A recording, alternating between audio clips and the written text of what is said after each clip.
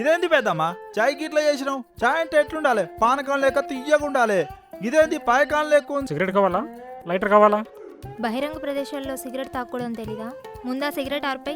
నా ఫ్రెండ్ జాన్గడ్ మాత్రమే తెలుసు, ఈ జోన్లు ఏమీ మాకు తెలియదు. నేను ఈ సిగరెట్ వెలిగించినప్పుడు ఎవ్వడు లేడు. గో తీరా వెలిగించే టైంకి గో నీలాంటి వాళ్ళు వచ్చి ఇలాంటి కహానీలన్నీ చెప్తారు. చూసుకోవాలరా, మీలాంటి వాళ్ళ వల్ల మాలాంటి వాళ్ళకి క్యాన్సర్ వస్తుంది.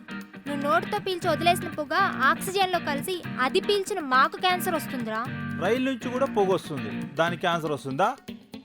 బస్సుల నుంచి, కార్ల నుంచి, బైకుల నుంచి, వీటి వల్ల రాని క్యాన్సర్ నా వేలంతా లేదు, ఈ సిగరెట్ వల్ల వస్తుందా?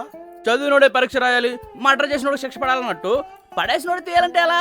అయితే ఏంది? ఏం చేస్తావు? కొడతావా? పోలీసులు పిలిపిస్తావా? ఇప్పుడు కప్పు తీయలేదని పోలీసుతో గబా గబా కొట్టిస్తావా? చేసుకో.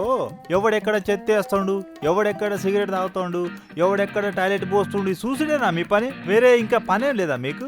ఇంకోసారి ఇలాంటి పిచ్చి పిచ్చి వేషాలు వేసావు అనుకో, నా సంగతి నీకు తెలీదు. ఆ పిల్ల దెబ్బకి తాగేసిన టీ కప్పులే కాదు, మన తుఫాన్ మా ఇంటి పై కప్పులు ఎగిరిపోయినా సరే తీసుకెళ్లి డస్ట్బిన్ వేసా. దాన్ని ఎవడు చేసుకుంటాడా గానీ ముందు చిప్పేసుకోరా. అయినా మన దేశంలో మంచి నీళ్ళు తాగే వాళ్ళకంటే మందు నీళ్ళు తాగే వాళ్ళే ఎక్కువ. స్వేచ్ఛ, స్వచ్ఛ భారత్ స్వేచ్ఛ. ప్రపంచంలో ఉన్న వేస్ట్ గాళ్ళందరు నీలో ఉన్నట్టు వాళ్ళందరూ నాకు కనిపిస్తున్నట్టు అనిపిస్తుందిరా నిన్ను చూస్తుంటే.